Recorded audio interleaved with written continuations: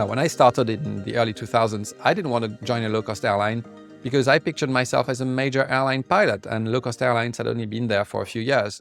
Looking into it now, low-cost carriers present a lot of opportunities for pilots that major airlines don't. To start a career, of course, but also to expand on it faster and taking on more important roles at a young age, something you can never do at a major airline. There are so many positives to low-cost airlines. First of all, they are profitable, and you always want to work for a profitable company. And if you're inside a company, you always want to work in a profitable department. If you work for a brand new airline that has lots of costs, or one that has a business model that is at risk of increased competition, for instance, you risk that things will falter and one day to be made redundant with hundreds of others all at the same time. This is something you absolutely want to avoid in your career, and you don't want to work for an airline that could become fragile. It's a big problem in your life when that happens. Loss of wages, of course, but also going through selections all over again, a likely move to another country, loss of seniority. It's something you don't want. Plus, you cannot control when it happens. So imagine if you're just 2 weeks from upgrade and this happens. I mean, that's a real disaster.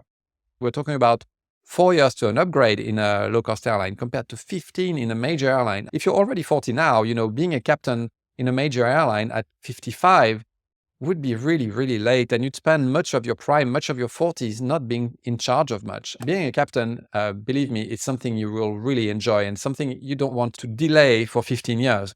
And in that respect, low-cost airlines are very interesting. And from me to you, until you're a captain, sure, you can take small roles aside of flying, but you won't really be taken seriously by management to head an internal post or any sort of interesting job of any significance. So the quicker you make it to your fourth stripe, the more you can get involved into interesting jobs that will really make your life so much more interesting. All in all, as you can see, if it takes 15 years in a major airline to get that fourth stripe, and then it takes for you to mature your command as well, and it will probably take 20 years before you are anywhere near an interesting job in the office that could complement your flying career. Conversely, you can really grow fast in a low-cost carrier and have an exciting career almost from the start, whilst also having stability in your personal life and an almost guaranteed job for life. It's a pretty good prospect altogether. One thing to highlight is that they train their pilots really well, and this is a good card for you to play when you then go and apply for a major airline in the future. And major airline recruitment departments, and I know because I was in one, they know that low-cost airline pilots are very well trained, that they are a safe bet, so to say.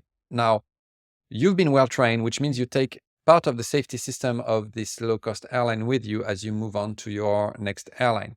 But what I would do as a recommended path, if I was to start again, I would start at a low-cost airline and I would do a full cycle, which is I would do my co-pilot time, then I'd become a captain and I would do 2,500 hours as a captain. Because then when you've done that, most airlines who recruit direct entry captains, the most that they require is 2,500 hours. So you need this 2,500 hours of captaincy.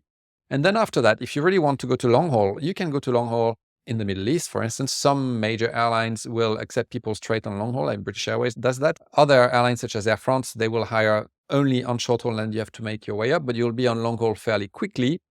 Fact is, if you were with a low-cost airline in Europe and then you really want to go long haul, you could go to an airline in the Middle East. You could spend 2 or 3 years and see what you want to do then. But if your life brings you back to Europe, it's good that you've got this command time, this 2,500 hours, because then you can apply for direct entry captain jobs. Most likely your old low-cost airline will rehire you. They will do that because they understand that you wanted to fly long haul. And they typically, if you've given them 8 years, you've been a pretty good deal to them, because most people do a bit less, actually.